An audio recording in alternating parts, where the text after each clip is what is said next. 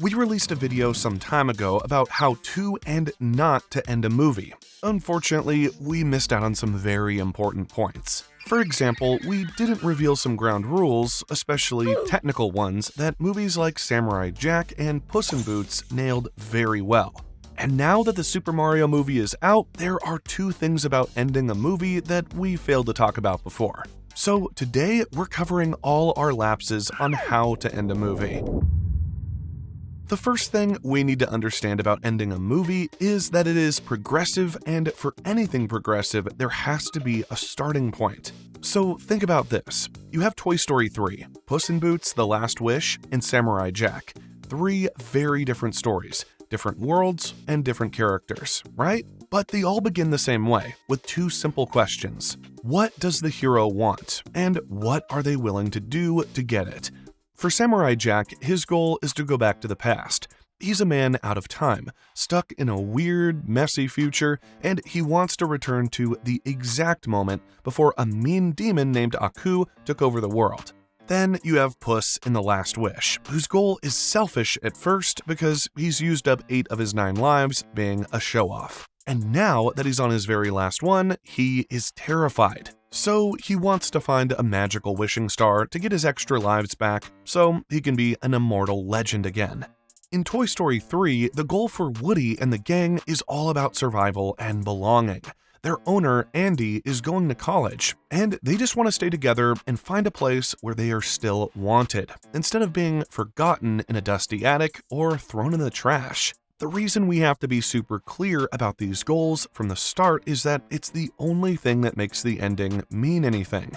If we don't know what the hero is fighting for, then when they finally get it, we won't really care. But the truth is, just having a goal isn't even enough. You also need stakes, which are basically obstacles or the things that could go wrong as the hero tries to get to their goal. The interesting thing is that these stakes usually appear in different forms: external, internal, and philosophical. The external stakes are the big scary stuff we can see on the screen, or more fittingly, they are the action part of the story that keeps us on the edge of our seats. For Jack, if he doesn't get back to the past, the whole world stays a polluted robotic nightmare under Aku. For Puss, if he doesn't get that wish, people like Jack Horner might steal it to get all the magic in the world. And for the toys, the stakes are as scary as it gets. There's Lotso tyranny, and then there's a giant fire in a garbage dump that could turn them all into ash. However, the real magic happens when things get personal. These are the internal stakes, the battles happening inside the hero's heart. Samurai Jack is fighting his own sadness. After 50 years of failing, he's starting to feel like he's not good enough, and he's haunted by his own angry thoughts. Puss is dealing with something brand new to him: fear. He's having panic attacks because, for the first time in his life, he realizes he can actually die. And Woody and his friends? His heart is breaking, torn between his old life with Andy and the scary future.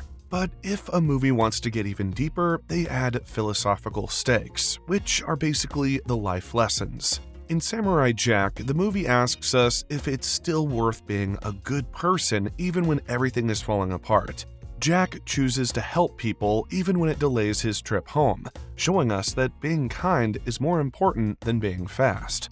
Toy Story 3 asks us about the scary part of growing up, which is letting go. It shows us that true love is about making sure the people we care about are happy, even if it means we aren't at the center of their world anymore. While Puss in Boots learns that a single life lived with friends is worth 1,000,000 lives lived alone. All these stakes, along with the goals, form the foundation for ending a movie the right way. But designing the end from here would be a big mistake if you miss this next step. Because a story keeps building and building, at some point it has to hit a peak, and this is where a lot of people get confused.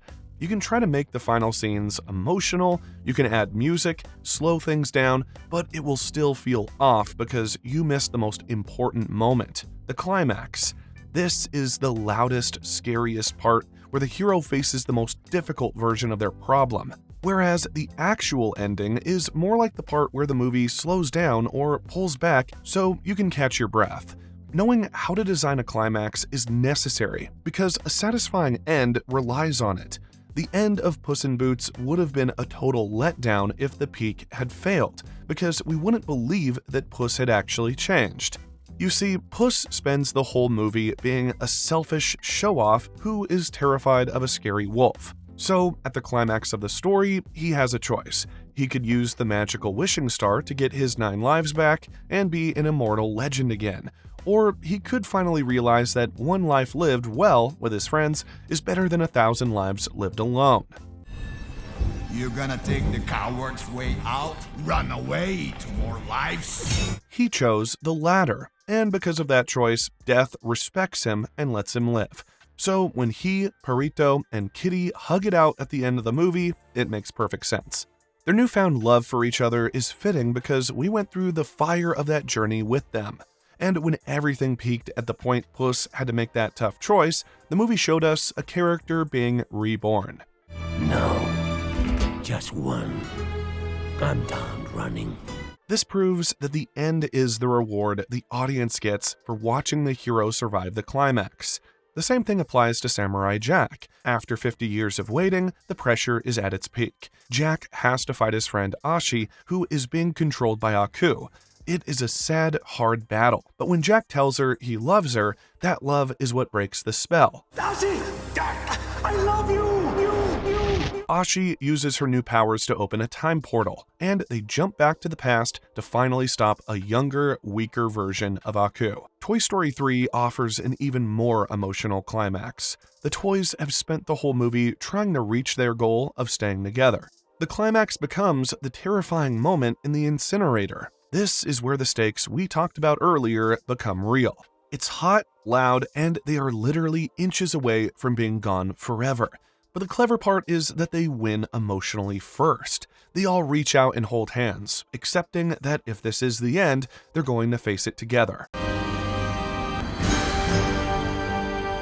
That is a masterpiece of a climax because it uses their biggest internal stake, which is their love for each other, to face the biggest external stake, the fire. When the claw finally saves them, it feels like a giant breath of fresh air, because they have already proved who they are in the dark. Some might argue that this was anticlimactic because the movie uses a deus ex machina, which is a fancy name for a magical solution that pops out of nowhere to fix everything perfectly. However, this is not exactly true. The way the movie handles the rescue at the landfill is honestly a stroke of genius. Think about those little 3-eyed green aliens. For 3 whole movies, they've been obsessed with the claw in that pizza place arcade machine, treating it like a big mysterious god in the sky.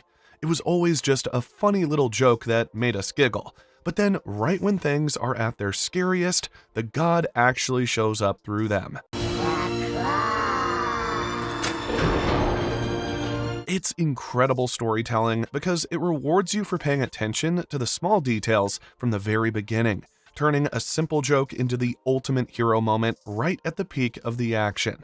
This looks like the perfect time to show us how that final victory or the end of the movie should look, don't it? Well, not so fast. The truth is, there's something else that needs to be taken into consideration, and it is something the Super Mario Galaxy movie kinda failed at. So, the Super Mario Galaxy movie was actually a fun watch if you ignore the many flaws it has. But in order not to spoil it too much for you, how about we focus on the end, which is relevant to this video anyway. You see, after the final battle, everything looks perfect. Peach is back, Rosalina is fully restored, and the castle is sparkly and new again. It's a classic happy ending, right? But something's off. The big problem here is that the heroes didn't really have to sacrifice anything. Mario and his friends use a bunch of cool power-ups, defeat Bowser and his son, and everything goes back to being exactly how it was. Even Peach and Rosalina do not suffer any damage, and neither do the other heroes. Now, don't get me wrong, it's not a tragic movie, and it shouldn't be considered as such.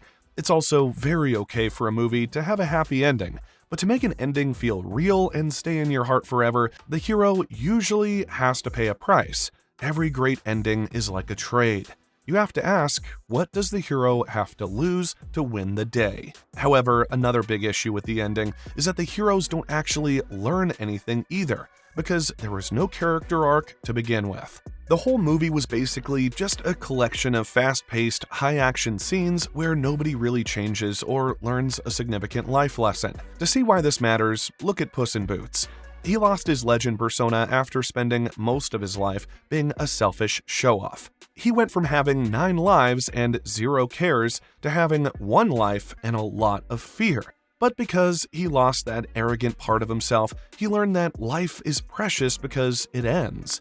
He traded solitary glory for a real family with Kitty and Perrito.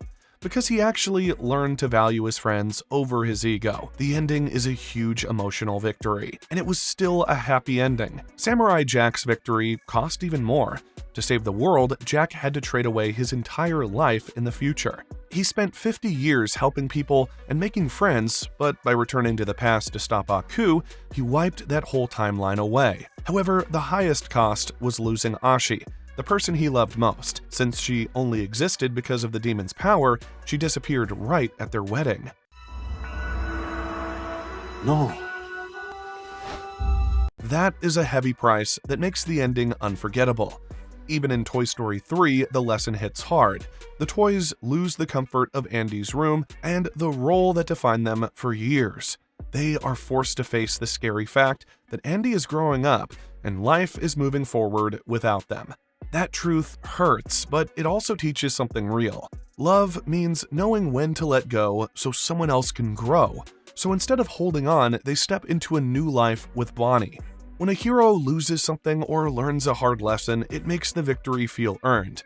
It's the difference between just watching things happen and actually feeling the journey. So if you want a story to live in the hearts of your audience, you have to let the heroes grow through pain and sacrifice. Without that, you're just gliding to the top of a flagpole.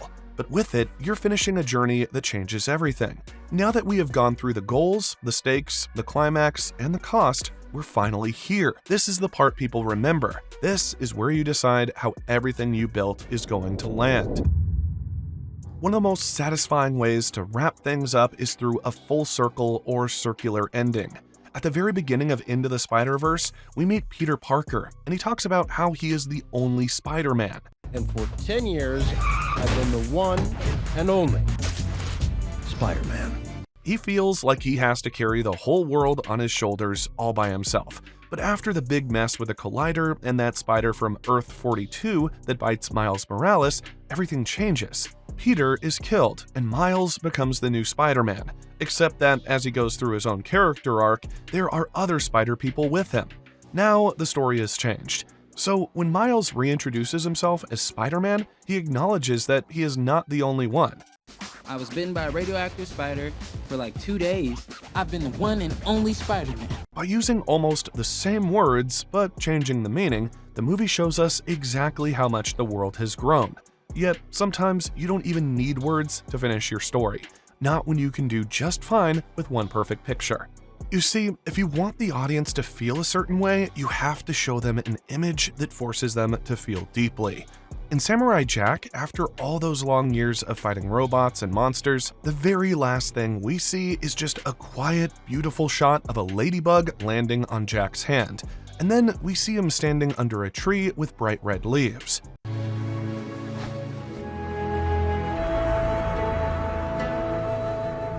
That one tiny bug and the beautiful tree tells us everything we need to know without saying a single word. They represent all the life, nature, and hope that Jack fought so hard to protect. It's a peaceful, silent shot that lets the audience take a deep breath and realize that the war is finally over and the world is beautiful again. The image sticks in your mind because it's simple and full of love, showing that even the smallest things matter. But what if you don't want to tie every single string into a neat little bow? That is when you use an open-ended ending. This is the type that doesn't actually end. Not exactly. It leaves one little door cracked open, so the audience can anticipate more action to come. You see this at the very end of Puss in Boots. Instead of just staying on the island and relaxing, Puss, Kitty, and Perrito get on a boat and sail toward the kingdom of far, far away. This tells us that while this specific adventure is over, the characters are still alive and having new fun somewhere out there. It makes the world feel huge and alive, like the story is still happening even when you aren't watching. It also serves as a promise that the magic hasn't stopped just because the credits are rolling, and it leaves you wondering what kind of trouble they'll get into next. As for Toy Story 3, a very special kind of ending is used. We can call it the bittersweet passing of the torch or whatever. This is an ending that is both happy and sad at the same time. It is happy because the toys are going to a new home where they will be loved by Bonnie. But it is sad because they have to say goodbye to Andy, the boy they grew up with. But even better, the movie uses a brilliant visual trick to finish the story. When Andy drives away, the camera tilts up to look at the blue sky with fluffy white clouds. If you look closely, that sky looks exactly like the wallpaper in Andy's room from the very first scene of the first movie. This shows that the journey is over for Andy, but a new one is starting for Bonnie. It lands so well because it is honest about how growing up feels. You get to go on new adventures, but you have to leave some things behind. Then you have the endings that choose to honor the genre. Every type of movie has its own special rules, and sometimes the best way to end is to celebrate those rules with something familiar. Rango does this well. The whole movie is a love letter to old westerns, like those classic films where a lonesome cowboy rides into the sunset. But with Rango being Rango, it does something hilarious by having one of the characters tell the audience that the movie is going to close with the hero riding into the sunset. So, this is the sunset shot. By doing this, the movie gives the audience exactly what they expected from a Western, but does it in a way that is funny and totally unique. It honors the history of movies while staying true to its own strange self. So when you're deciding how to end your movie, you have to think about the feeling you want to leave behind in the room when the screen goes dark. Whether you use a mirror to show growth, a beautiful image to show peace, or a shot to honor a genre, the goal is always the same: to make the ending meaningful and reasonable. Always remember that a great ending is the reward the audience gets for going on the journey with you. If you can make the audience feel like they've really been through something important, then you've given them a memory they will keep forever. That is the most powerful victory any storyteller can ever have, and it is the secret to making a movie that lives on long after the last frame. Now that we've mastered the perfect ending, you're ready to wrap up your own story with a bang. But a great finale is only as good as the threat that pushed the hero there in the first place. If you want to make sure your antagonist doesn't fall flat before the credits roll, go back and check out your last video on how to avoid writing a totally irredeemable villain.